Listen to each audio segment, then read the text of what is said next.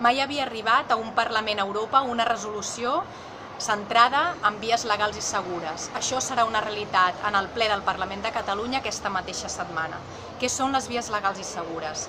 Mentre hi ha persones que es poden desplaçar lliurement d'un país a un altre, per exemple, en un avió, n'hi ha d'altres que han d'arriscar la seva vida llançant-se al mar Mediterrani. És per aquest motiu que des de Stop Mare Mortum fem un seguit de propostes per acabar amb aquesta situació, com és l'establiment d'un corredor humanitari en el qual un grup de persones poden ser traslladades d'un tercer país aquí d'una manera regular i després es poden acollir en un programa en aquest país. Una altra de les propostes que hem fet és l'establiment d'un programa específic d'acollida per menors no acompanyats, ja que aquest és el col·lectiu més vulnerable i no podem permetre situacions com les que hi ha actualment a Grècia, en la que milers de persones, milers de joves estan sense cap mena de protecció.